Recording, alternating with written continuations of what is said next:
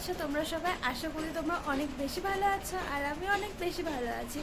So আমি না আজকে অনেক সকালবেলা ঘুম থেকে উঠেছি, তাই আমার খুব এনার্জি। তো সকালবেলা উঠে আমি আজকে ভাবছি যে আমি আজকে ব্লগটা স্টার্ট করবো, কারণ প্রত্যেক দিন আমি ভাবি যে আজকে ব্লগ করবো, কিন্তু এতটাই অলস হয়ে যাচ্ছি তো আমি আর ব্লগ করাই হচ্ছে না। তো আজকে ভাবলাম যে আমি আজকে সকালবেলা উঠেই ব্লগটা স্টার্ট করবো। তো আজকে আমি ব্লগটা স্টার্ট করছি একদম সকাল 8টার থেকে। তো তোমরা আজকে ব্লগটা পুরোপুরি দেখতে থাকো।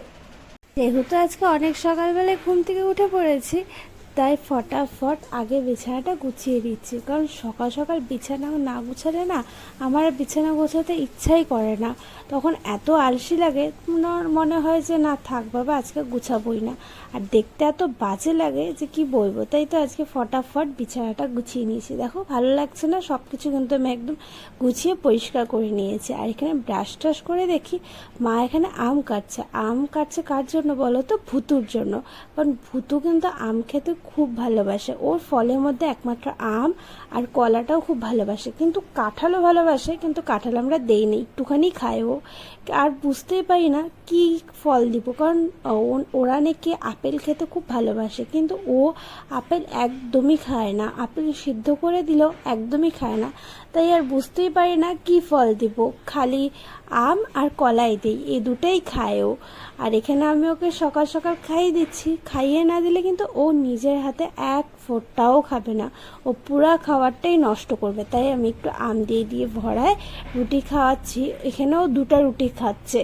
যদি ওকে 3টা রুটি দিতাম না, ও কিন্তু 3টা রুটিই খেয়ে নিত, কারণ ওর রুটি খেতে কিন্তু খুবই ভালো লাগে। আর এখানে দেখো কথা বলতে বলতে কিন্তু ওর রুটি খাওয়া অলমোস্ট খতম হয়ে গেছে। আজ যেহেতু শনিবার তাই আমাদের নিরামিষ। আর আজকে এখানে হবে হচ্ছে ভেন্ডি চচ্চড়ি, মটর ডালে বড়া, পটল ভাজা, কচু ভাজা, আর ওই যে সবজিগুলো দেখছে ওগুলো কিন্তু আমাদের না, ওগুলো হচ্ছে হ্যাপির। আর এখানে আমটাও কেটে রাখা আছে, কিন্তু আমটা কিসের জন্য জানি না, কারণ আমি তো একদমই খাবো না। আর নিরামিষের দিন কিন্তু মুগ ডাল আমাদের বাড়িতে অনেকটাই হয়। আমার না মুগ ডাল খেতে একদম ভালো লাগে না, একমাত্র আমার মুসুর ডাল আর মটর ডালই ভালো লাগে। আর দেখো বাইরে কি জোরে বৃষ্টি এখনও হচ্ছে, মানে বৃষ্টিটা যে কবে কমবে ভগবানই জানে। আমাদের এখানে বৃষ্টি হলে হতেই থাকে, আবার গরম পড়লে গরম হতেই থাকে। এখানে ডাল ঠাল সব কিছু আমি ধুয়ে নিচ্ছি, আর ডালটাতে না অনেকটা নোংরা ছিল, ওই জন্য ভালো করে 3-4 বার ধুয়ে নিয়েছি।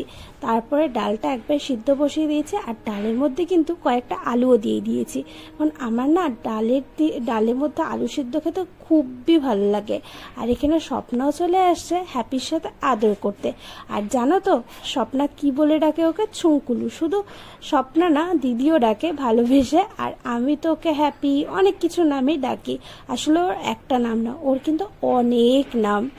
আর আজকে তো আমাদের এখানে ওয়েদার দেখে এরকম মনে হচ্ছে যে বৃষ্টি কমার কোনো নামই নেই।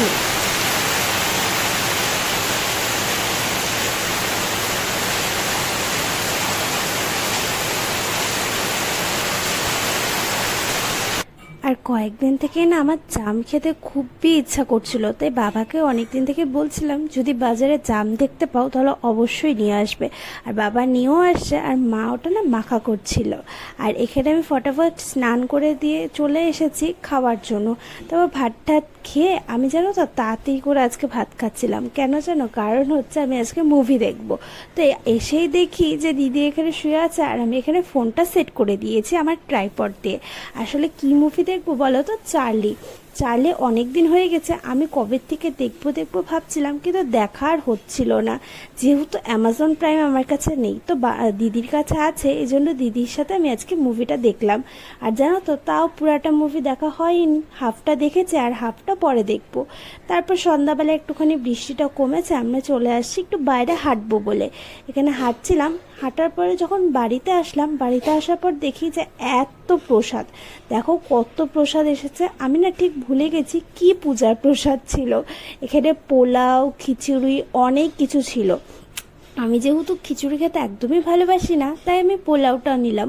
আর পোলাওর মধ্যে এই কিশমিশটা এত কেন দেয় আমি বুঝতেই পারি না, কারণ আমার কিশমিশ খেতে একদম ভালো লাগে না।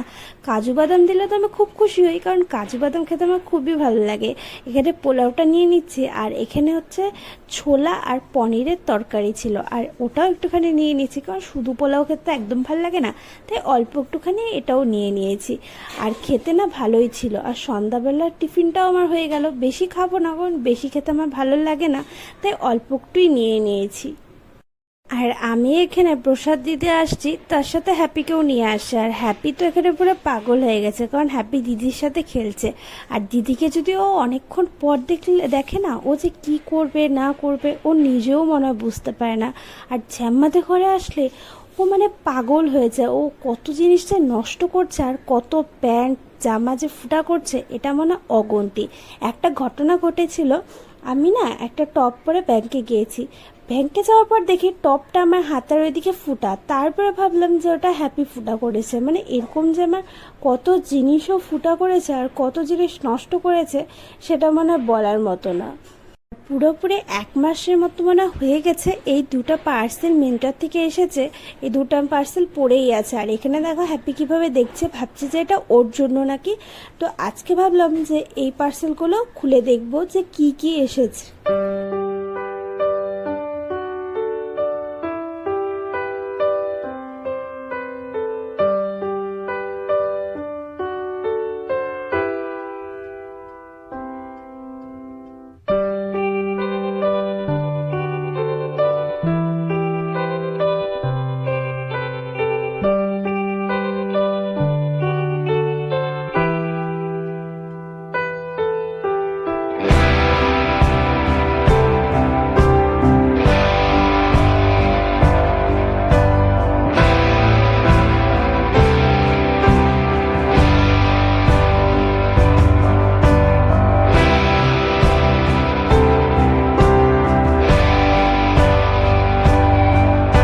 এখানে একটা ব্যাপার হয়েছে, এই টপটা অর্ডার করেছিলাম যে এটা মোটামুটি ঠিকই আছে, বাড়িতে পরার জন্য মোটামুটি চলে যাবে, কিন্তু রেড কালার টপটা ওটা না খুবই ছোট হয়ে গেছে। আর জানো তো আমার এখানে রিটার্ন করার যে ডেটটা থাকে না ওটাও পার হয়ে গেছে, প্রায় 1 মাসের মতো হয়ে গেছে। এখন আমি জানি না ওটা কি করব।